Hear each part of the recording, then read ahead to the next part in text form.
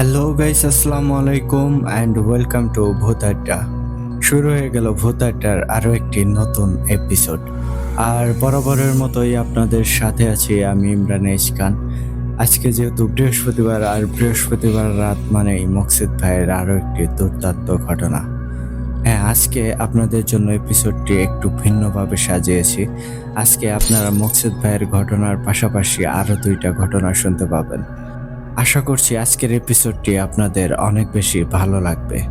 তো আজকে প্রথমেই যেই ঘটনাটি শুনবেন সেটি হচ্ছে আমাদের সবার প্রিয় মকসিদ ভাইয়ের ঘোর অমাবস্যা নামক একটি দুর্দান্ত ভয়ঙ্কর ঘটনা।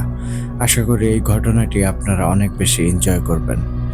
এরপর আপনাদের জন্য যে ঘটনাটি থাকছে সেটি নাম হচ্ছে খোরা অশরীরী। এই ঘটনাটি আমাদেরকে পাঠিয়েছেন রিয়াদ ভাই, আর ঘটনাটি আপনাদেরকে পড়ে শোনাবেন আমাদের সবার প্রিয় আরাফাত ভাই। আশা করি এই ঘটনাটিও আপনাদের অনেক বেশি ভালো লাগবে। তো এরপর তৃতীয় যে ঘটনাটি আপনাদের জন্য থাকছে সেটি হচ্ছে সোহাগ হাসান ভাইয়ের লেখা পরিত্যক্ত কুয়া নামক একটি দুর্দান্ত ভয়ঙ্কর ঘটনা। এই ঘটনাটি এক কথায় অসাধারণ একটি ঘটনা। তো সব মিলে আশা করি আজকের এপিসোডটি আপনারা অনেক বেশি এনজয় করবেন। তো মূল ঘটনায় যাওয়ার আগে আপনাদেরকে বলতে চাই, আপনারা যারা এখনও আমাদের চ্যানেলটিকে সাবস্ক্রাইব করেননি, খুব দ্রুত সাবস্ক্রাইব করে ফেলুন, যাতে করে আমাদের পরবর্তী সকল আপডেট সবার আগে আপনার কাছে পৌঁছে যায়। আর আপনারাও যদি আমাদেরকে ঘটনা পাঠাতে চান, সেই ক্ষেত্রে আপনাদের কাছে দুইটি বই আছে। প্রথমত আপনারা সরাসরি আমাদেরকে হোয়াটসঅ্যাপে নক দিতে পারেন, আর আমাদের হোয়াটসঅ্যাপ নাম্বারটি আমাদের ডেসক্রিপশন বক্সে অথবা কমেন্ট বক্সে প্রিন্ট আপ করা আছে। এছাড়াও আপনারা চাইলেই কিন্তু আমাদেরকে সরাসরি ইমেলের মাধ্যমেও ঘটনা পাঠাতে পারেন। আর আমাদের ইমেল অ্যাড্রেসটি হচ্ছে bhutadda.stories@gmail.com। আপনাদের জানাশোনা সেরা ভয়ের ঘটনাগুলো আমাদেরকে লিখে কিংবা ভয়েস ক্লিপ আকারে পাঠিয়ে দিতে পারেন। তো বন্ধুগণ, আর দেরি করাবো না, এখন সরাসরি চলে যাব আমাদের প্রথম ঘটনায়। চলুন শুনে আসি মকসেদ ভাইয়ের লেখা ঘোর অমাবস্যা।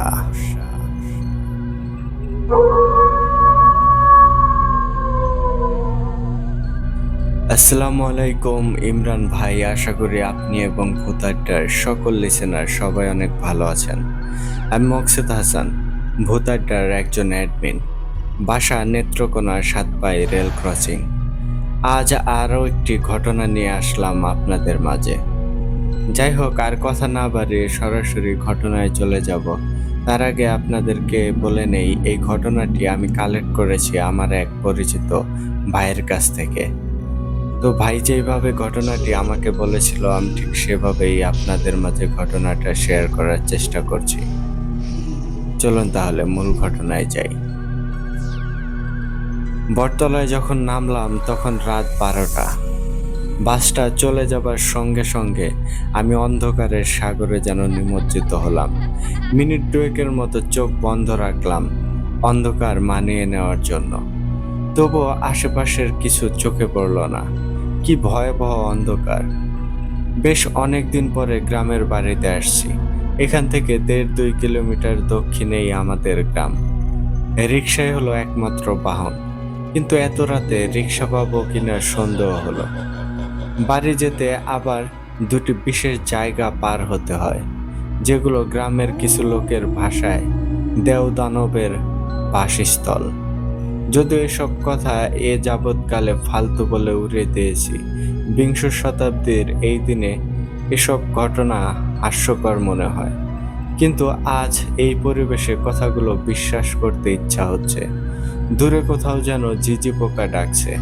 শুনশান নীরবতার মধ্যে থেমে থেমে ডেকে ওঠা ওই শব্দকে ভৌতিক ভয়ঙ্কর শোনাচ্ছিল। মনে হচ্ছে পৃথিবীতে আর কিছুর অস্তিত্ব নেই, আমি আর ঝিঁঝি পোকা ছাড়া, সাথে অন্ধকার। এতক্ষণে আবছাভাবে সবকিছু চোখে পড়তে শুরু করলো। পাকা রাস্তা থেকে দক্ষিণের দিকে নেমে গেছে আমাদের গ্রামের রাস্তা। আমি রাস্তায় নেমে পড়লাম। ছোট দোকানটি চোখে পড়ল, বন্ধ হয়ে গেছে অনেক আগেই। পাশে যেখানে রিক্সা থাকার কথা সেই জায়গাটা ফাঁকা। ভয়ে আমার গা ছমছম করছে। এখন কি করি? একটু ইতস্তত করে ধীরে ধীরে সামনের দিকে এগোতে থাকলাম। হঠাৎ এক ঝলক আলোক স্ফুলিঙ্গ চোখে পড়ল। সর্বনাশ! ভূতের আগুন নয় তো? মৃদু গুনগুন শব্দ কানে যেতেই ভয়টা কিছুটা কেটে গেল। ভূত আর যাই হোক গুনগুন করে গান করে না, কোনোদিন করেছে বলে শুনিওনি। আমি সাহস করে এগিয়ে যাই। দেখতে পেলাম একটা রিক্সা। সিটে বসে বিড়ি ফুঁকছেন রিক্সাওয়ালা। বিড়ির টানে যে আলো সৃষ্টি হলো তাতেই তার চেহারা পরিষ্কার দেখতে পেলাম। রোগা পাতলা শরীর, শুকনো মুখ। আশ্চর্য, বিড়ির আলো যে এতটুকু তা কখনো কল্পনাও করিনি। দিনের আলোয় কখনো বোঝা যায় না, অন্ধকারে এইটুকু বিড়ির আলোয় কত উজ্জ্বল হয়ে গেল। আমাকে দেখে লাফ দিয়ে নেমে দাঁড়ালো সে রিক্সা থেকে। বিড়িটা ছুঁড়ে ফেলে দিল। তারপর বলল, ভাই যাইবেন, ওঠেন। আমি একটু অবাকই হলাম। চেনে নাকি আমাকে? হতে পারে, গ্রামের অনেকের কাছেই আমি পরিচিত। তখন আমি বললাম, আপনি হ্যারিকেন জ্বালাননি কেন? তখন রিক্সাওয়ালা বলল, আর ভাই কোয়েন না, কমাইতে গিয়ে সলতাটা ভিতরে পড়ে গেছে। রিক্সাওয়ালা কৈফিয়ত দিল এইভাবে। আমি রিক্সায় উঠে বসলাম। অন্ধকারে রিক্সা চালাবেন কিভাবে আমি জিজ্ঞেস করলাম। রাস্তা দেখতে পাবেন, অসুবিধা হবে না? তখন লোকটা বলল, অসুবিধা নাই, বিলাইয়ের চোখ আমার, অন্ধকারেও সব দেখবার পারি, আপনি শক্ত হয়ে বসে থাকেন। রিক্সা ঘুরে অদ্ভুত কায়দায় লাফ দিয়ে তার আসনে উঠে বসলো রিক্সাওয়ালা। কয়েক মুহূর্তেই দ্রুত চলতে শুরু করলো রিক্সা। ওই রোগা পাতলা টিনটিনের শরীরে যে এত শক্তি তা ওকে দেখে বুঝতে পারেনি। কিছু সামনেই দেবদানবের আবাসস্থল। বিশেষ জায়গা দুটির প্রথমটি উত্তর পাড়া আর দক্ষিণ পাড়ার ঠিক মাঝখানের কালভার্টটি। কালভার্টের দুই পাশে দুইটা শিমুল গাছ। দুই পাড়ার লোকজনেই বুনেছিল। বিশাল আকৃতি নিয়ে দাঁড়িয়ে আছে দুটি গাছ, দেখতেও হুবহু একই রকম। আর চারদিকে বিস্তীর্ণ মাঠ, ক্ষেত খামার। সবাই বলে নিচ দিয়ে যাবার সময় শিমুল গাছ থেকে ঝাঁপ দিয়ে ঘাড়ের ওপর আছড়ে পড়ে দেও। কিছুক্ষণের মধ্যেই উত্তরপাড়া পার হয়ে গেল রিক্সা। অন্ধকার থেকে আবছা আলোয় আসতেই বুঝতে পারলাম উত্তরপাড়ার শেষ বাড়িটি পার হলাম। কিছু দূরেই কালভার্ট। আমি চোখ বন্ধ করে বসে রইলাম। সত্যিই ভয় পাচ্ছি। মৃদু ঝাঁকি অনুভব হতেই বুঝলাম কালভার্ট পার হচ্ছি। একটু করে চোখ মেলে তাকাতেই দেখলাম ও পাশের শিমুল গাছটার পাশ কাটিয়ে চলে যাচ্ছি আমরা। মনে একটু সাহস বেড়ে এলো। একটা ঝামেলা তো পার হলো। পরবর্তী স্পট একটু সামনেই। ওখানটা অবশ্য একটু অন্যরকম। বাংলা দোয়া অক্ষরের মতো দুটি বাঁক নিয়েছে রাস্তা। চারপাশে বাঁশের ঝাড়। দিনের বেলাও বেশ অন্ধকার হয়ে থাকে জায়গাটা, আর রাত হলে তো কথাই নেই। বাঁশঝাড়ের মুখের ওখানেও বড় একটা শিমুল গাছ দাঁড়িয়ে আছে। কাকতালীয় ভাবে এটিও একই রকম দেখতে। রাতের অন্ধকারে গাছটিকে আরো ভয়াবহ দেখাচ্ছিল। মনে হয় বিশাল এক দৈত্য যেন দাঁড়িয়ে আছে। এর সম্পর্কে অবশ্য নানা রকমের ঘটনা শুনেছি ছোটবেলায়। দিনের বেলায় যেতেই গা ছমছম করে, রাতের বেলায় ওখান দিয়ে গেলে নাকি বোবায় ধরে। বোবা বিষয়টা কি তা আমি এখনো কারো কাছে সঠিকভাবে জানতে পারিনি। অনেকেই নাকি বোবায় ধরেছে এ পর্যন্ত, কিন্তু এখনো এমন কাউকে পাইনি যাকে বোবায় ধরেছে। সবাই শুধু শুনেই এসেছে। ভয় কাটানোর জন্য অন্য কিছু ভাবতে বসলাম। বিকেলে রওনা হয়ে রাত 12টায় এসে পৌঁছেছি। মাত্র 100 কিলোমিটার পথ। আশ্চর্য, ঢাকা থেকেই যদি 3 ঘন্টা সময় লাগে বের হতে, তাহলে কেমন লাগে? ভীষণ মেজাজ খারাপ হচ্ছে দেশের ট্রাফিক ব্যবস্থার ওপর। অন্ধকারে রিক্সাওয়ালা সাই সাই করে প্যাডেল মেরে চলেছে। হঠাৎ মনে হলো এতক্ষণে তো বাঁশঝাড় মানে দ্বিতীয় স্পটটা পার হয়ে যাবার কথা। বিষয় কি? আমি চারদিকে একটু খেয়াল করার চেষ্টা করলাম। ওই তো সামনে আবছাভাবে শিমুল গাছটা দেখা যাচ্ছে। তার মানে আমরা দ্বিতীয় স্পটে ঢুকতে যাচ্ছি। আমি দাঁত মুখ চেপে জড়সড় হয়ে বসে রইলাম। শিমুল গাছটা পার হবার পরেই আমার মৃদু ঝাঁকি খেলো রিক্সা। মনে হলো রিক্সাটা আবারও কালভার্ট পার হলো। আশ্চর্য, কালভার্ট তো পার হয়ে এলাম, ঘটনা কি? আরে এই তো এপারের শিমুল গাছটি। আবছা আলোয় দেখা গেল, পাশ কাটিয়ে চলে গেলাম। কি ব্যাপার, এমন হলো কেন? নাকি ভূতের ভয়ে আমার মাথার ভেতর উলট পালট হয়ে গেল? আমি সচেতন ভাবে তাকালাম। ছুটে চলেছে রিক্সা, এক মনে চালিয়ে যাচ্ছে রিক্সাওয়ালা। কিছু জিজ্ঞেস করব ইচ্ছাও করছে না, অনেকটা বেকুবি হয়ে যায়। আমি শহরের ছেলে, ভয় পেয়েছি শুনলে কথাটা রটে যাবে। ওই তো সামনে আবছা অন্ধকারে আবারও শিমুল গাছের অবয়বটা চোখে পড়ছে। পৌঁছে গেছি এবার বাঁশঝাড়ের কাছে। আমি সজাগ দৃষ্টি মেলে তাকিয়ে আছি আমার বাম দিকে। শিমুল গাছটা পার হয়ে গেল, তারপর আবারও মৃদু একটা ঝাঁকি। আমরা তৃতীয়বারের মতো কালভার্ট পার হচ্ছে। আমার সারা শরীরে রোমকূপে শীতল একটা স্রোত বয়ে গেল। ভয়ঙ্কর কিছু একটা ঘটে গেছে বা ঘটে যাচ্ছে। আমি রিকশায় বসেই প্যাডেলরত রিকশাওয়ালার গায়ে হাত রাখলাম। বরফের মতো ঠান্ডা হয়ে আছে রিকশাওয়ালার শরীর। আমি স্তম্ভিত হয়ে গেলাম। আমি চিৎকার করে তার পিঠে ধাক্কাতে লাগলাম। রিকশাওয়ালা কেমন যেন গোঙানির মতো আওয়াজ করতে থাকলো। মনে হলো কে যেন তার মুখ চেপে ধরে রেখেছে। মনে হচ্ছে প্রাণপণে রিকশার হাতল ধরে রেখেছে সে। হঠাৎ আমিও শরীরে কিছু একটা চাপ অনুভব করি। তবে কি আমাকেও? আমার শরীরের রক্ত হঠাৎই গরম হয়ে যায়। ভয়ঙ্কর বিপদের মধ্যে আমি হঠাৎই রেগে উঠি। আগেও কয়েকবার প্রমাণ পেয়েছি। আমি স্থান কাল পাত্র ভুলে চেঁচিয়ে উঠি। আমি বলে উঠি, এই শুয়োরের বাচ্চা, ওকে ধরেছিস কেন? ছাড়, ছেড়ে দে।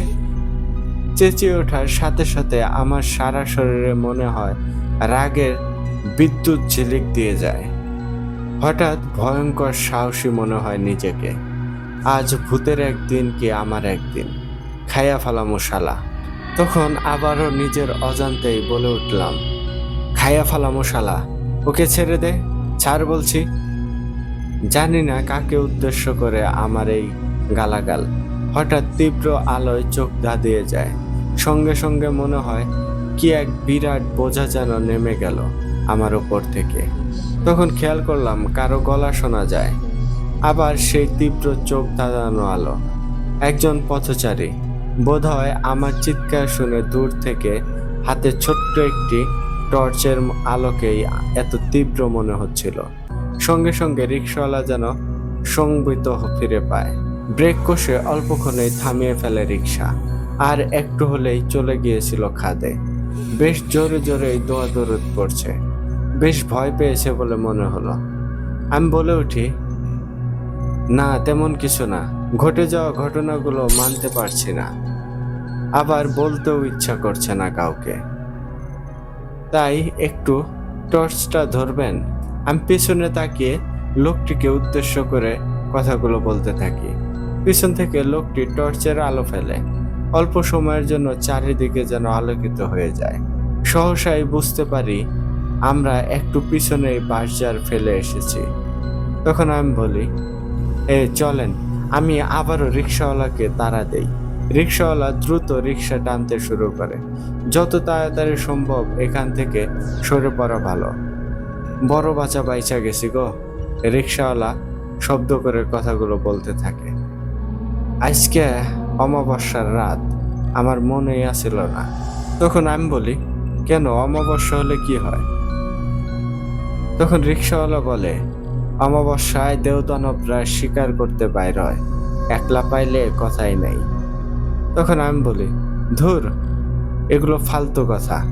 আমি তাকে মূলত অভয় দেওয়ার চেষ্টা করি আর বলি, বাড়ি গিয়ে ঘুম দেন, দেখবেন সব ঠিক হয়ে গেছে। মুখে বললেও মনে মনে ভাবি, সত্যিই বোধ হয় বড় বাচ্চা বেঁচে গেছি। তখন রিকশাওয়ালা বলে, আজকের পর থেকে আর রাইতে রিকশা চালাবো না। পরদিন একটু বেলা করে ঘুম ভাঙলো। গত রাতের কথা মনে পড়লো। দিনের আলোয় সবকিছু মনে হলো মিথ্যা। ধেৎ, খামাখাই ভয় পেয়েছিলাম নিশ্চয়। সত্যিই কি কালভার্টটা 3বার পার হয়েছিল? এও কি সম্ভব? দিনের আলোয় অবাস্তব মনে হচ্ছে সব। ভাবতে ভাবতে আমি বাড়ি ছেড়ে রাস্তার কাছে দাঁড়ালাম। রাতে কাউকে কিছু জানাইনি, খামোখা ভয় দেখিয়ে লাভ কি? রাস্তায় এক চাচাকে পাঞ্জাবি টুপি মাথায় দেখে অবাক হলাম। কি হয়েছে, কোথায় যাচ্ছেন? আমি জিজ্ঞেস করলাম। তখন চাচা বলল, আর বলো না, গতকাল রাতে ওই পাড়ার মোতালেব মারা গেছে, ওই বাড়িতেই যাচ্ছি। কথাটা শোনার সাথে সাথে প্রচন্ড একটা ভয় ঘিরে ধরলো আমাকে। মোতালেব? মোতালেব কি রিক্সা চালাতো? আমি ভয়ে ভয়ে জিজ্ঞেস করলাম। তখন চাচা বলল, আরে না, ও রিক্সা চালাবে কেন? জুয়া খেলা কুল পাইতো না, আবার রিক্সা? তখন আমি বললাম, তাই নাকি? একটা পাষাণ ভার যেন নেমে গেল আমার মাঝ থেকে। তখন চাচা বলল, বিদেশে আসিল কয়েক বছর, কিছু কাঁচা টাকা পয়সা নিয়ে আসছে, তাই জুয়া খেলে উড়ায় এখন। তা হঠাৎ মরে গেল কিভাবে? আমি জিজ্ঞেস করি। তখন চাচা বলে, আর বইল না, গতকাল নাকি রাত 12টার দিকে জুয়া খেলে বাড়িতে যাইতেছিল এই বাসচোক তলা দিয়া। ভূতে ধরছিল কিনা কে জানে, বাড়ি গিয়ে জ্ঞান হারাইয়া পইরা যায়, তারপর আর ওঠে নাই। কথাটা কানে যেতেই আমার পৃথিবী দুলে উঠল। সেই লোক নয় তো? টর্চের তীব্র আলোয় যে চক্র থেকে আমাদেরকে উদ্ধার করেছিল, যার টর্চের আলোয় উদ্ধার পেয়েছিলাম গতকাল রাতে, উনি কি সেই চক্রে পড়ে মারা গেল? দিনের আলোতে আমি আবার চারদিকে অন্ধকার দেখতে শুরু করলাম। চাচাকে আর কিছু জিজ্ঞেস করার সাহস হলো না। তো এই ছিল আজকের ঘটনা। আশা করি ঘটনাটা সবার অনেক ভালো লেগেছে। আমি মোকসেদ হাসান, বাসা নেত্রকোনা, 7 রেল ক্রসিং। আজ এখানেই শেষ করলাম। সবাই ভালো থাকবেন, সুস্থ থাকবেন, আর ভূতারটার সাথেই থাকবেন। ভূতারটা দীর্ঘজীবী হোক।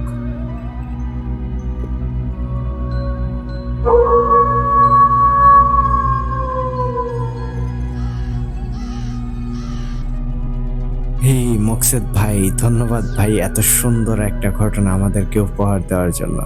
সত্যি ভাই, ঘটনাটি বেশ রহস্যময়, অনেক বেশি ডার্ক ছিল। গ্রাম অঞ্চলের ঘটনা, আমি সবসময় বলি গ্রাম অঞ্চলের ঘটনাগুলো আমার একটু বেশি প্রিয়। মানে আমি পার্সোনালি অনেক বেশি পছন্দ করি। কেমন যেন অন্যরকম একটা ফিলিংস কাজ করে গ্রাম অঞ্চলের ঘটনাগুলোতে। তো আপনার ঘটনায় কিন্তু সেই স্বাদটা আমি পরিপূর্ণভাবে পাই।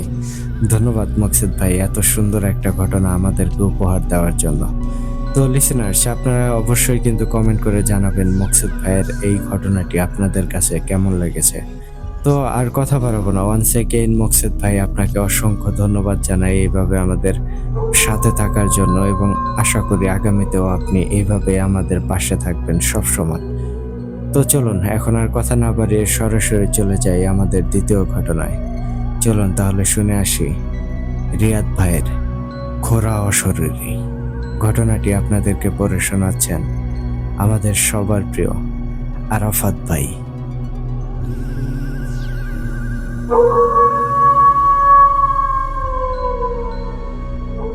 আসসালামু আলাইকুম প্রিয় শ্রোতা বন্ধুরা, আশা করি সবাই ভালো আছেন। আমি মোহাম্মদ আরাফাত, ভূতাড্ডার একজন অ্যাডমিন। আজকে আমি আপনাদের সামনে যে ঘটনাটি উপস্থাপন করতে চলেছি, ঘটনাটি পাঠিয়েছেন আমাদের একজন লিসেনার, যার ছদ্মনাম হিসেবে রিয়াদ নামে ব্যবহার করছি। তো চলুন কথা না বাড়িয়ে আমি সরাসরি তার মতো করেই ঘটনাটি পড়ে শোনানোর চেষ্টা করছি।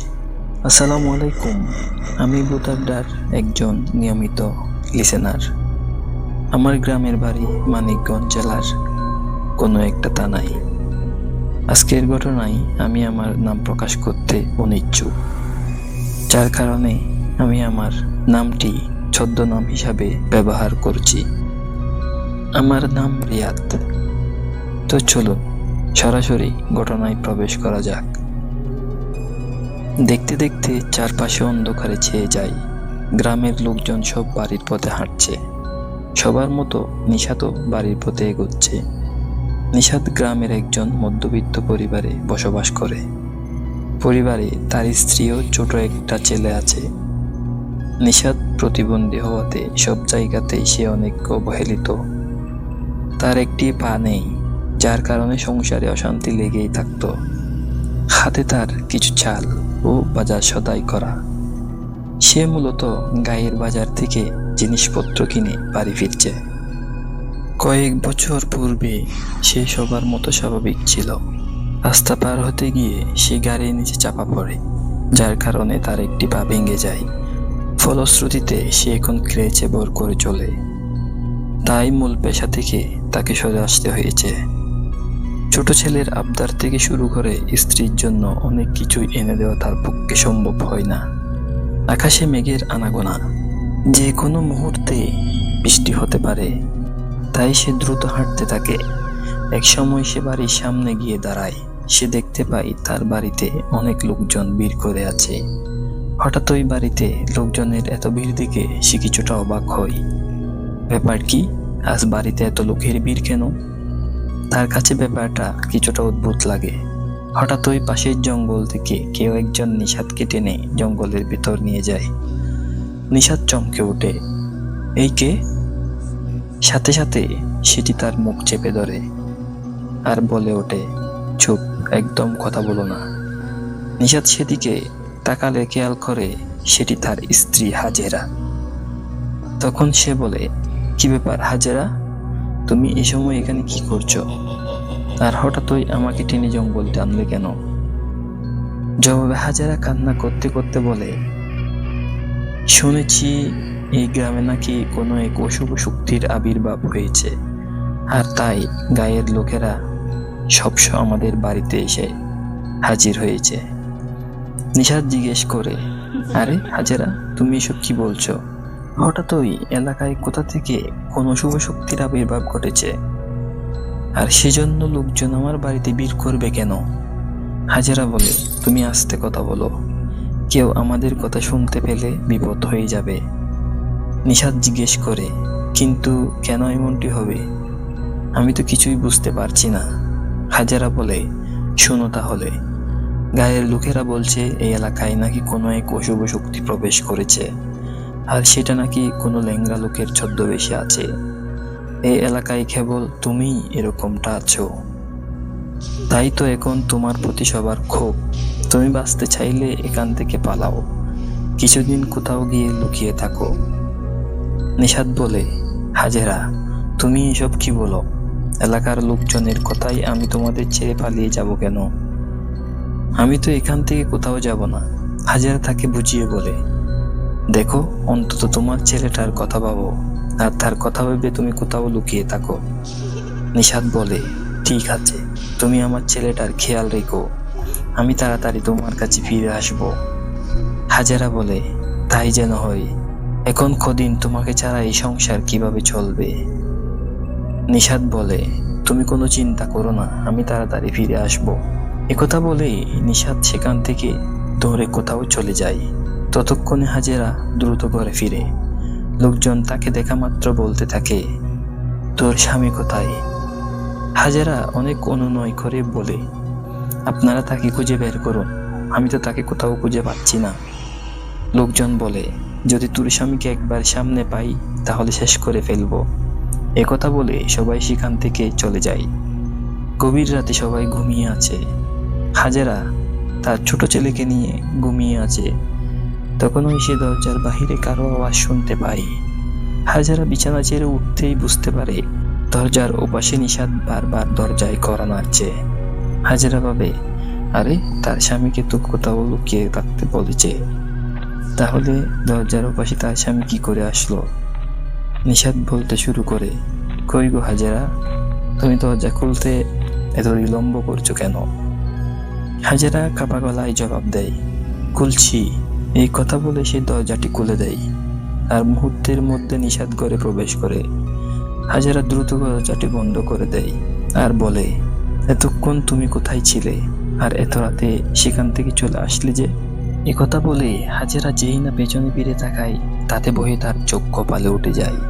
যা দেখে সে ভয়ে কাঁপতে থাকে। তার সামনে এখন যে দাঁড়িয়ে আছে সে কোনো মানুষ না। সেটাকে দেখতে কোনো দিক থেকে এখন আর নিশাতের মতো লাগছে না। তার চেহারা এক পাশে পুরোটা কালোচে দেখাচ্ছে, মনে হচ্ছে পুরো ঝলসে গিয়েছে। বিছানায় তখনও তার ছেলে শুয়ে ঘুমাচ্ছে। হাজেরা দ্রুত সেখানে গিয়ে তার ছেলেকে কোলে তুলে নেয়। নেশাদ্রুপী অবয়বটা ভয়ানকভাবে হাজেরার দিকে তাকিয়ে আছে। হাজেরা বয়ে চিৎকার করতে থাকে। ঠিক তখনই তার ঘুম ভেঙে যায়, আর সে দেখতে পায় বিছানায় তার ছোট ছেলেটি ঘুমিয়ে আছে। সে ভয়ে বিছানা থেকে উঠে পড়ে আর এক গ্লাস পানি পান করে সে ছেলের সামনে গিয়ে দাঁড়ায় আর মনে মনে বলে, যাক, বাঁচা গেল, এটা স্বপ্ন ছিল তাহলে। পরদিন সকালে হাজেরা জানতে পায় এলাকাবাসী অনেকেই আতঙ্কে রাত কাটিয়েছে। হাজেরা কিছুই বুঝতে পারছে না এলাকায় এসব কি শুরু হয়েছে, যে কারণে এখন তার স্বামীকে বাড়ি ছাড়া হতে হয়েছে। পরদিন এলাকায় কিছু সংখ্যক লোক ব্যাপারটি নিয়ে আলোচনায় বসে। সেখানে একজন তান্ত্রিকও উপস্থিত ছিল। অনেকেই বলে এই অশুভ শক্তি যে কারো প্রাণ কেড়ে নিতে পারে। অনেকেই বলে এখন আর কোনো ভয় নেই, কেননা এখন তো আমাদের এলাকায় কোনো খোরা লোক নেই। নিষাদ তো ইতিমধ্যেই বাড়ি ছাড়া হয়েছে, তবুও তার বাড়িতে নজর রাখতে হবে, যাতে করে কোনোভাবেই নিষাদ বাড়িতে আসতে না পারে। তান্ত্রিক সবাইকে সাবধানে থাকতে বলে। এরপর সবাই যার যার মতো করে বাড়ি ফিরে যায়। হাজেরা বাড়িতে ঘরের কাজ করছে। সে ভাবছে বাস্তবে কি এসব ভূত প্রেত হয় নাকি সবই মানুষের মনে ভ্রান্ত ধারণা মাত্র। সে কিছুতেই এটা বিশ্বাস করতে পারছে না, কেননা আজ অব্দি সে কখনোই কোনো ভূত প্রেত দেখেনি। হঠাৎই ভূতের গুজব ছড়িয়ে পড়ায় সে হতাশ হয়ে পড়ে।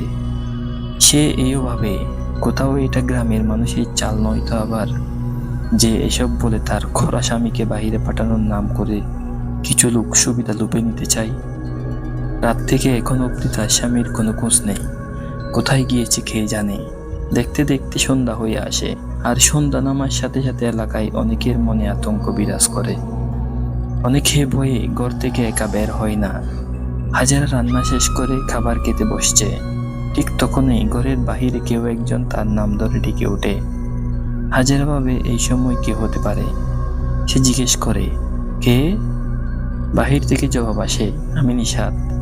নিষাদের কথা শুনতে হাজেরা অবাক হয়। সে জিজ্ঞেস করে, তুমি এই সময় এখানে? নিষাদ বলে, আগে তো দরজাটা খুলো। হাজেরা গিয়ে দরজা খুলে দেয়। নিষাদ দ্রুত ঘরে প্রবেশ করে, ভেতর থেকে দরজা বন্ধ করে দেয়। হাজেরা জিজ্ঞেস করে, তুমি এখনই চলে আসলে কেন? এলাকাবাসী জানতে পারলে তো তোমার বিপদ হতে পারে। নিষাদ বলে, আরে রাখো তো এলাকাবাসীর কথা, তারা জানলেই তো। হাজেরা বলে, তারপরও তোমাকে আরো কিছুদিন বাহিরে থাকা উচিত ছিল। গ্রামের লোকজন সব তোমার উপর খেপে আছে। ঠিক আছে, এসেই যখন পড়েছ তাহলে লুকিয়ে থাকবে, দিনের বেলায় ঘর থেকে বের হবে না। নিষাদ বলে, সে না হয় পরে দেখা যাবে। হাজেরা তার খাবার দুজনে ভাগ করে খায়। এক সময় তারা শুয়ে পড়ে, দুজনেই গভীর ঘুমে মগ্ন। হঠাৎই হাজেরার ঘুম ভেঙে যায়। সে বাহিরে অনেক লোকের চিৎকার শুনতে পায়। সে কিছুতেই বুঝতে পারছে না এত রাতে এরা তার বাড়িতে কি করছে। কেউ একজন দরজায় নক করে। হাজেরা জিজ্ঞেস করে, কে? বাহির থেকে জবাব আসে, আমি পাশের বাড়ির মিরাজ বলছি। হাজেরা বলে, তা কি হয়েছে? এত রাতে আমার বাড়িতে কেন? মিরাজ বলে, ভাবি তাড়াতাড়ি দরজা খুলুন, আপনার বাড়িতে নিষাদকে আসতে দেখেছি। হাজেরা চমকে ওঠে, সর্বনাশ, এখন কি হবে? নিষাদ তো আজ রাতেই ঘরে ফিরেছে। সে পাশ ফিরে তাকাতেই দেখে বিছানায় নিষাদ নেই। সাথে সাথে সে চমকে ওঠে। ততক্ষণে দরজা খুলে মিরাজ ঘরে প্রবেশ করে। মিরাজের সাথে আরো অনেকেই আছে। হাজেরা কিছুটা অবাক হয়ে ভাবে, সে কি তবে আজ রাতে দরজা খোলা রেখে শুয়ে পড়েছিল? সে কিছুই বুঝে উঠতে পারছে না। এতক্ষণ তো নিষাদ তার সাথেই ছিল, হঠাৎই সে কোথায় চলে গেল? মিরাজ জিজ্ঞেস করে, ভাবি ভাইয়া কোথায়? হাজেরা বলে, সে তো এখনো বাড়ি ফিরেনি। মিরাজ বলে, দেখুন ভাবি, সত্যি কথা বলুন, আমরা নিষাদ ভাইকে বাড়ির দিকে আসতে দেখেছি, তাই আপনি বলুন কোথায় আছে, নয়তো আপনি সহ আমরা সবাই বিপদে পড়তে পারি। হাজেরা বলে, দেখো মিরাজ, আমার কথা বিশ্বাস না হলে তুমি খুঁজে দেখতে পারো। মিরাজ কিছুক্ষণ চুপ থেকে বলে, আমরা জানি আপনি মিথ্যা বলেননি। ঠিক আছে ভাবি, সাবধানে থাকবেন, আমরা আসি তাহলে। একথা বলে সবাই চলে যায়। আর ঠিক তখনই বাহির থেকে নিশাত আসে। তখন হাজারা জিজ্ঞেস করে, এ কি, এতক্ষণ তুমি কোথায় ছিলে? নিশাত বলে, আমি তো একটু ওয়াশরুমে গিয়েছিলাম, কিন্তু কেন? হাজারা বলে, কিছু না, তুমি শুয়ে পড়ো। সেভাবে নিশাত ওয়াশরুমে যাওয়ার ফলে লোকজন তাকে খুঁজে পায়নি, তাই তো তখন দরজা খোলা ছিল। এসব ভাবতে ভাবতে সে ঘুমিয়ে পড়ে। পরদিন সকালে সে দেখতে পায় ঘরের দরজা খোলা, আশেপাশে কোথাও নিশাতকে দেখা যাচ্ছে না। সে বুঝতে পারে সকাল হবার পূর্বে নিশাত কোথাও লুকিয়েছে, তাই সে ব্যাপারটা নিয়ে একদমই চিন্তা করে না। এলাকার অনেকেই বলতে থাকে, যাক, অবশেষে আমরা সেই অশুভ শক্তির হাত থেকে রক্ষা পেলাম। তাই সবাই সিদ্ধান্ত নেয় এখন থেকে তারা আর রাত জেগে পাহারা দেবে না। তান্ত্রিক বলে, এখন সেই অশুভ শক্তি এই এলাকায় নেই, তাই কেউ ভয় পাবেন না। হাজারাও তাতে চিন্তা মুক্ত হয়। এখন থেকে তার স্বামীকে আর পালিয়ে থাকতে হবে না। সে তার স্বামীর জন্য অপেক্ষা করতে থাকে। হয়তো রাত হলে সে ঠিকই ফিরে আসবে। হলো তাই। রাতের বেলা নিশাত চুপি চুপি বাড়ি ফিরে আসে। হাজারা বেশ খুশি হয়। সে রাতে রান্না করা খাবার দুজনে মিলে খেয়ে নেই। হাজারা তখনও ঘরের কাজ করছিল। এদিকে নিশাত তখন তাদের ছেলের কাছে বসে আছে। হাজারা পানি আনতে টিউবওয়েলে যায়, আর পানি নিয়ে ফেরার পথে সে খেয়াল করে মাটিতে একটা ক্রেচ পড়ে আছে। সে ভাবে, এটা এখানে কেন? এটা তো নিশাতের। সে মাটি থেকে তুলে সেটা নেই। ঘরে প্রবেশ করার পূর্বে সে থেমে যায়। সে ভাবে, নিশাত তো কখনোই গ্যাস ছাড়া এক পায়ে চলতে পারে না, তাহলে সে কিভাবে ঘরে প্রবেশ করলো? আর তাকে দেখে তো এতক্ষণে সেটা মনেই ছিল না। হাজারার মনে অনেকটাই ভয় কাজ করে। এতদিন যে ভয়টা এলাকাবাসীর মাঝে আতঙ্ক হয়ে দাঁড়িয়েছিল, আজ কিনা সেটা তার ঘরেই বাস্তবে রূপ নিয়েছে। না, এটা হতেই পারে না। সে এর বেশি কিছু ভাবতেই পারছে না, কেননা ঘরে তার ছোট ছেলেটি বিছানায় শুয়ে আছে, আর তার ঠিক পাশেই নিশাত বসে আছে। হাজারা ভয়ে ভয়ে ঘরে প্রবেশ করে, আর সেই ঘরে প্রবেশ করতেই নিশাত বলে ওঠে, কি হলো? ঘরে কি আরো খাবার আছে? থাকলে দাও কিছু, আমার খিদে এখনো মিটেনি। হাজারা খেয়াল করে নিশাতের দুইটা পা একদম ঠিক। তাকে দেখেও বোঝা যাচ্ছে যে তার পা দুটো ঠিক আছে। এটা দেখে হাজারা খুবই ভয় পেয়ে যায়। বাহিরে চারপাশে নিকশ কালো অন্ধকার, তার সাথে এখন তাদের ওই ঘরে কোনো এক অশুভ শক্তি তার স্বামীর ছদ্মবেশ ধরে বসে আছে। হাজারা তার রুমে থাকা আয়নার দিকে তাকালে সবচেয়ে বেশি ভয় পায়। সে আয়নাতে স্পষ্ট দেখতে পায় বিছানায় তার ছেলের পাশে ভয়ঙ্কর একটি অবয়ব বসে আছে। সেটি দেখতেই মানুষের মতোই, খুবই বীভৎস দেখতে। তখনই তার ছোট ছেলেটি কান্না করতে থাকে। হাজারা বুঝতে পারে হয়তো তার ছেলেটা ভয়ঙ্কর শয়তানটাকে চিনতে পেরেছে। তার মানে এতদিন এলাকাবাসী যা বলেছিল তাই ঠিক ছিল। এখন যেভাবেই হোক আমার ছেলেটাকে নিয়ে এখান থেকে পালাতে হবে, নয়তো শয়তানটা যে কোনো সময় আমাদের ছেলেটা ক্ষতি করতে পারে। এটা ভেবে সে সেখানে গিয়ে বলে, দেখো, আমাদের ঘরে খাবার যা ছিল সবই শেষ হয়ে গেছে। তুমি বরং বসো, আমি এখনই পাশের বাড়ি থেকে খাবার নিয়ে আসি। একথা বলে সে তার ছেলেটাকে কোলে নিতে গেলেই বাদে বিপত্তি। নিশাতের ছদ্মবেশী ছেলেটাকে কোলে নিতে দেয় না। সে বলতে থাকে, তুমি যাও, ও আমার সাথে থাকুক। তখন হাজারা ভয় পেয়ে যায়। সে বলতে থাকে, দেখো, ছেলে তো কান্না করছে, তাই কান্নারত অবস্থায় ছেলেকে রেখে আমি যেতে পারবো না। এই বলে হাজারা তার ছেলেকে কোলে নিয়ে বলতে থাকে, তুমি বসো, আমি যাবো আর আসবো। হাজারা কি করতে চলেছে তা নিশাতের ছদ্মবেশী বুঝতেও পারেনি। হাজারা তার ছেলেকে কোলে নিয়ে দ্রুত ঘর থেকে বেরিয়ে যায়। সে পাশের বাড়ির মিরাজের বাড়িতে যায়। মিরাজের মা দরজা খুলে দিলে হাজারা দ্রুত ঘরে প্রবেশ করে। হাজারাকে এই অবস্থায় দেখে মিরাজের মা কিছুটা অবাক হয় আর জিজ্ঞেস করে, মা, তোমার এই অবস্থা কেন? আর এত রাতে তুমি এখানে কেন? হাজারা একে একে সব ঘটনা বলে। মিরাজের মা সবকিছু শুনে ভয় পেয়ে যায় আর বলে, বলো কি তুমি এসব? তুমি সেখান থেকে না পালালে সেটা তোমাকে শেষ করে ফেলতো। তোমার বড় বিপদ হতে পারতো। তুমি এখানে এসে ভালো করেছ। আমি মিরাজকে ডেকে বলছি। মিরাজ সবকিছু শুনে অবাক হয়। সে তান্ত্রিককে খবর দেয়। তান্ত্রিক রাতেই চলে আসে। তারপর সবাই মিলে হাজারার ঘরের সামনে গিয়ে দাঁড়ায়। ততক্ষণে ছদ্মবেশী নিশাত বিষয়টা টের পেয়ে যায়। তান্ত্রিক ঘরের চারপাশে পানি ছিটিয়ে দেয়। তিনি সবাইকে বলে, আপনারা ভয় পাবেন না, এখন শয়তানটা আমার কবজায় চলে এসেছে।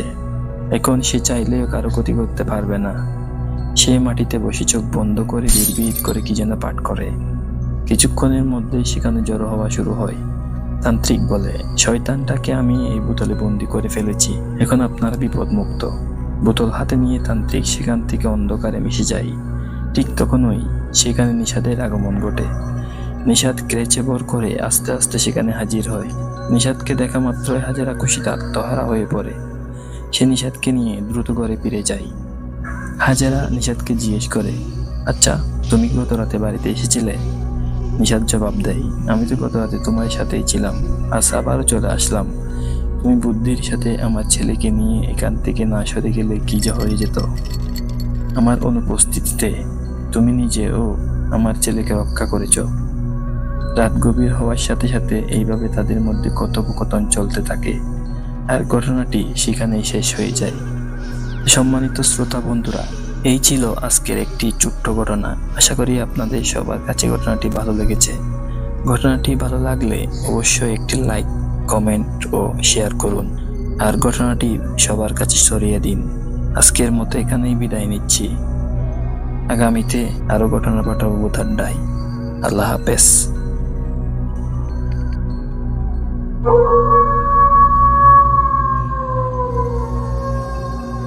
ধন্যবাদ রিয়াদ ভাই এত সুন্দর একটা ঘটনা আমাদেরকে লিখে পাঠানোর জন্য। সেই সাথে অন্তরের অন্তঃস্থল থেকে অসংখ্য ধন্যবাদ এবং ভালোবাসা জানাই আরাফাত ভাই আপনাকে, এত সুন্দর করে ঘটনাটি আমাদেরকে পড়ে শোনানোর জন্য। সত্যিই ভাই দুর্দান্ত একটা ঘটনা ছিল, বেশ অন্যরকম ঘটনা। কি বলবো, ঘটনা সম্পর্কে আসলে আমার বলার মতো ভাষা নেই। অনেক সুন্দর ছিল ঘটনাটা, শুধু এতটুকুই বলতে পারি। তো লিসেনার্স, বাকিটা আপনাদের উপর ছেড়ে দিলাম, আপনারা জানাবেন আজকের এই ঘটনাটি আপনাদের কাছে কেমন লেগেছে। আশা করি আপনাদের সবার এই ঘটনাটি অনেক অনেক বেশি ভালো লেগেছে, কেননা দেখতে হবে তো আমাদের আরাফাত ভাই ঘটনাটি সিলেক্ট করেছেন এবং আপনাদেরকে পড়ে শোনানোর চেষ্টা করেছেন। তো আশা করি আপনাদের পজিটিভ কমেন্টগুলোই আমরা ডিজার্ভ করি। তারপরেও আপনারা চাইলে আপনাদের মতামত আমাদেরকে জানাতে পারেন। আপনাদের ধরিয়ে দেওয়া ভুল থেকে আমরা যেমন শিক্ষা নেই, ঠিক তেমনি আপনাদের ভালো ভালো কমেন্ট থেকে আমরা অনেক বেশি অনুপ্রাণিত হই নতুন ঘটনা লিখতে, নতুনভাবে সাজাতে। তো আশা করি আপনারা আপনাদের মূল্যবান মতামত আমাদের সাথে শেয়ার করবেন। তো অনস এগেইন আরাফাত ভাই এবং রিয়াদ ভাই, আপনাদেরকে অসংখ্য ধন্যবাদ জানাই। এখন সরাসরি চলে যাব আমাদের তৃতীয় ঘটনায়। চলুন তাহলে শুনে আসি সোহাগ হাসানের পরিত্যক্ত কুয়া।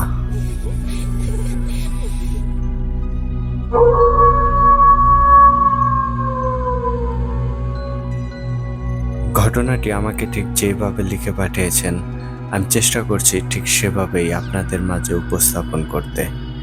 লিখছেন, আসসালামু আলাইকুম ইমরান ভাই ও ভূত আড্ডার সকল লিসেনার্স, কেমন আছেন আপনারা সবাই? আশা করি আল্লাহ তাআলার অশেষ রহমতে আপনারা সবাই অনেক বেশি ভালো আছেন। আমি সোহাগ হাসান। আমি আজকে আপনাদের সাথে একটি ভয়ঙ্কর ঘটনা শেয়ার করতে যাচ্ছি। এই ঘটনাটি মূলত আমি আমার দাদার কাছ থেকে শুনেছিলাম। দাদার বর্ণনা আর আমার দেখা অবস্থা মিলিয়ে এই ঘটনাটি আমার মতো করে সাজিয়ে লেখার চেষ্টা করছি। আশা করি আপনাদের ভালো লাগবে। ইমরান ভাই, আপনি ঘটনাটা পড়ে শোনালে অনেক বেশি খুশি হব। তো আর কথা না বাড়িয়ে সরাসরি চলে যাচ্ছি মূল ঘটনায়। আমাদের গ্রামের পাশ দিয়ে একটি কাঁচা সড়ক সরাসরি যুক্ত ছিল ফরিদপুর থানার সাথে। সড়কটা ছিল তিনটি গ্রামের কৃষকদের কৃষি জমির মাঝ বরাবর। 1971 সালে মুক্তিযুদ্ধের কোনো এক সময় পাকিস্তানি সৈন্যদের একটি ছোট্ট বাহিনী সেই রাস্তা দিয়ে গ্রামে প্রবেশ করার চেষ্টা চালিয়েছিল, কিন্তু আমাদের গ্রামের সাথে রাস্তাটির সংযোগ সড়কে একটা বড় কাটা থাকার কারণে তারা গ্রামে প্রবেশ করতে ব্যর্থ হয়। তারা সড়ক বরাবর থানার দিকে এগিয়ে যায় এবং স্বল্প সময়েও তাদের হত্যাযজ্ঞ চালিয়ে যায়। মৃতের সঠিক সংখ্যা কেউই বলতে পারে না, কারণ পাকিস্তানি সৈন্যরা হত্যা শেষে লাশগুলো রাস্তার পাশে একটা গভীর কুয়োর মধ্যে ফেলে দিয়ে যায়। কুয়োটা ছিল একটা হিজল গাছের পাশে। সেই হিজল গাছের আশেপাশে 2-3 মাইল শুধু কৃষি জমি ছিল, কোনো বাড়িঘর ছিল না। সেই কুয়োর কোনো নিশানা আজ পাওয়া না গেলেও হিজল গাছটা কিন্তু ঠিকই সাক্ষী হয়ে আছে সেই নৃশংস হত্যাযজ্ঞের। এই হিজল গাছ আর কুয়ো, এই দুটো নিয়ে অনেক গল্প চালু আছে আমাদের গ্রামে। রাতের বেলায় অনেকেই নাকি এই গাছের পাশ দিয়ে যাবার সময় পানি পানি বলে আর্তনাদ করতে শুনেছে। আজও নাকি হিজল গাছের পাশ দিয়ে আসার সময় মানুষ পথ হারিয়ে ফেলে। হিজল গাছ থেকে গ্রামের দূরত্ব প্রায় আধা মাইলের মতো। ফরিদপুর থেকে রাতের বেলায় বাড়ি ফেরার সময় অনেক মানুষই অশরীরীর কণ্ঠ শুনেছে। এরকম মানুষ আমাদের গ্রামে অনেক আছে। এমনকি রাতের বেলায় গ্রামে ফিরতে গিয়ে আধা মাইলের পথ সারা রাতেও পার করতে পারেনি, এমন মানুষও কম নেই আমাদের গ্রামে। বেতুয়ান গ্রামের পরেই রামনগর। রামনগর গ্রামের আক্কাস নামের এক লোক তার ছাগল হারিয়ে ফেলে। সারা দুপুর ছাগল খোঁজাখুঁজির পরও বিকেলে সে জানতে পারল তার ছাগল বেতুয়ানের সীমান্তে ঢুকে একজন কৃষকের সবজির ক্ষেত নষ্ট করছিল। তাই বেতুয়ানের চকপ্রহরী হচ্ছে গ্রামের জমি পাহারা দেওয়ার জন্য নিয়োজিত প্রতিরক্ষা বাহিনী। তো সেই চকপ্রহরী তার ছাগল ধরে নিয়ে গেছে। এই ঘটনা শুনে রাগে ক্ষোভে কোনো কিছু না ভেবেই বেচারা রওনা দিয়েছিল বেতুয়ানের দিকে। তখন মাগরিবের আজান হয়ে গেছে। রাগের মাথায় রওনা দিলেও একসময় আক্কাস মিয়ার হঠাৎ করেই মনে পড়ে সেই হিজল গাছের কথা। আরে সামনেই তো হিজল গাছ, ওই তো দেখা যাচ্ছে। সাথে সাথে তার সমস্ত শরীরে যেন কাঁটা দিয়ে উঠল। আক্কাস মিয়া আর সামনের দিকে অগ্রসর হলো না, কারণ ছাগলের চাইতে জীবনের দাম অনেক বেশি। ছাগল তো কালকেও আনা যাবে, কিন্তু জীবন। ভয়ে তিনি বাড়ি ফিরে যাবার জন্য যেই না পা বাড়ালেন, ঠিক তখনই তার মনে হলো কেউ একজন তাকে ডাকছে। ভাই, ভাই কি বেতুয়ানের দিকে যাবেন? আক্কাস মিয়া চমকে উঠে জোর গলায় বলল, কেডা কেডা আপনি? তখন সেই লোকটা বলল, ভাই আমি মুক্তার, আমার বাড়ি বেতুয়ানের শেষ মাথায়, ওই হিজল গাছের থেকে মাইল খানিক ফাঁকে। আপনার বাড়ি কোনে? তখন আক্কাস আলী বলল, আর কোয়েন না ভাই, আমার বাড়ি রামনগর। আপনি করে গাঁয়ের চকপ্রহরী আমার ছাগল ধরে নিয়ে গেছে। সেই ছাগল আনবাড়ি যাচ্ছিলাম, কিন্তু আজকে আর যাব লয়, রাত মেলা হয়ে গেছে। তখন ওই লোকটা বলল, ওই চিন্তাতেই তো ভাই একা যাচ্ছি নে। গেছিলাম আপনি করে গাঁয়ের হাটে, ফিরতে ফিরতে বেলা করে আইলো। এখন একা একা যাইতে কেবা জানি লাগতেছে। তার চেয়ে চলেন ভাই, আমার বাড়ির যাই। রাত খান থাইকে কালকে আপনার ছাগল বাড়িতে যায়নি। আক্কাস মিয়া দেখলো প্রস্তাবটা খারাপ না, তাছাড়া আকাশে মেঘও করেছে। এই অবস্থায় বাড়ি ফিরে যাওয়াও ঝামেলা। তাই সে আর কথা না বাড়িয়ে লোকটার সাথে রওনা দিল। দুজনে গল্প করতে করতে এক সময় প্রায় হিজল গাছের পাশেই চলে আসলো। এমন সময় হঠাৎ করে মুক্তার নামের লোকটা কাদার মধ্যে যেন পড়ে গেল। সাথে সাথে আক্কাস মুক্তারকে হাত ধরে তুলতে গিয়ে চমকে উঠল। কি, এই লোকটার হাতে তো ঠান্ডা কেন? মানুষের শরীর কি এত ঠান্ডা হয়? মুক্তার আস্তে করে উঠে দাঁড়িয়ে বলল, ধুর, সারা গায়ে কাদা লাইগা গেল। চলেন ভাই, সামনের কুয়াত যাই, হাত মুখ ধুয়ে আসি।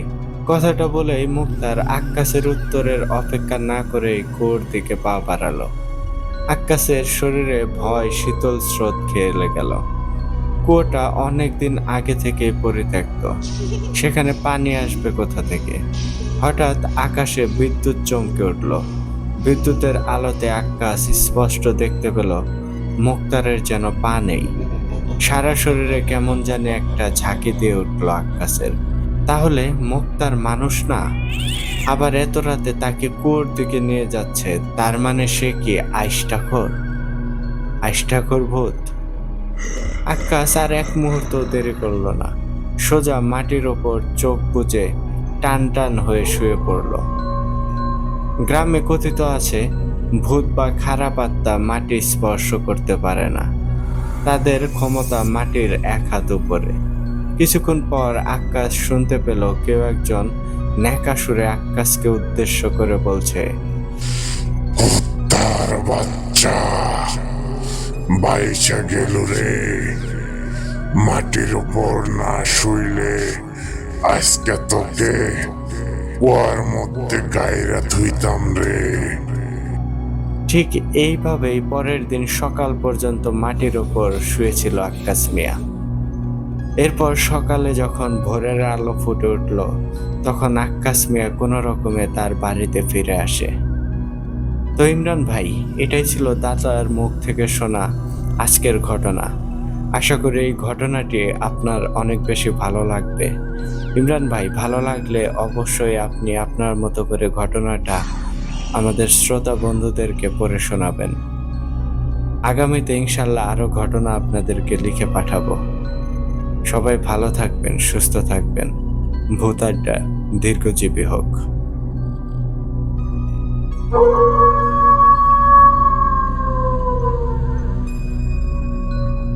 ধন্যবাদ সোহাগ হাসান ভাই এত সুন্দর একটা ঘটনা আমাদের সাথে শেয়ার করার জন্য।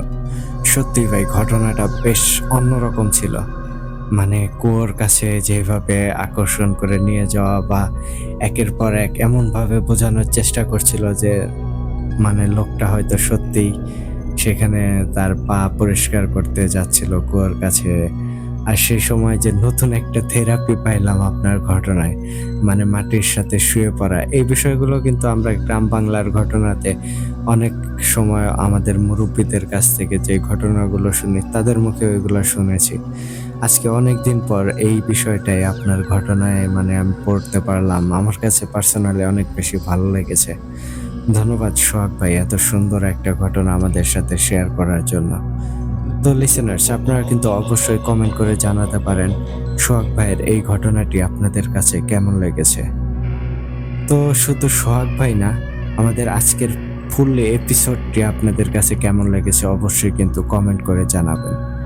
তো এই ছিল আজকের আয়োজন। চলে যাওয়ার আগে আপনাদেরকে আবারও মনে করিয়ে দিতে চাই, আপনারা যারা এখনও আমাদের চ্যানেলটিকে সাবস্ক্রাইব করেননি, দ্রুত সাবস্ক্রাইব করে ফেলুন এবং পাশে থাকা অল অপশনটি সিলেক্ট করে রাখুন, যাতে করে আমাদের পরবর্তী সকল আপডেট সবার আগে আপনার কাছে পৌঁছে যায়। আর আপনারাও যদি আমাদেরকে ঘটনা পাঠাতে চান, সেই ক্ষেত্রে আপনাদের কাছে দুটি বই আছে। প্রথমত আপনারা সরাসরি আমাদেরকে হোয়াটসঅ্যাপে নক দিতে পারেন, আর আমাদের হোয়াটসঅ্যাপ নাম্বারটি আমাদের ডেসক্রিপশন বক্সে অথবা কমেন্ট বক্সে প্রিন্ট আপ করা আছে। এছাড়াও আপনারা চাইলেই কিন্তু আমাদেরকে সরাসরি ইমেলের মাধ্যমেও ঘটনা পাঠাতে পারেন। আর আমাদের ইমেল অ্যাড্রেসটি হচ্ছে bhutadda.stories@gmail.com। আপনাদের জানা শোনা সেরা ভয়ের ঘটনাগুলো আমাদের সাথে শেয়ার করতে পারেন। তো আশা করি আজকের এপিসোডটি আপনারা অনেক বেশি এনজয় করেছেন। যদি ঘটনাগুলো ভালো লাগে তাহলে অবশ্যই আপনাদের বন্ধু বান্ধব প্রিয়জনদের সাথে শেয়ার করবেন, যাতে করে আমাদের ভূত আড্ডা পরিবারটা আরও বিশাল হয়, সবার মাঝে যেন পরিচিতি লাভ করতে পারে। তো আমি ইমরান এইচ খান আজকের মতো এখানেই বিদায় নিচ্ছি। কথা হচ্ছে আগামী এপিসোডে। টিল দেন সবাই ভালো থাকুন, সুস্থ থাকুন আর ভূত আড্ডার পাশেই থাকুন। আসসালামু আলাইকুম।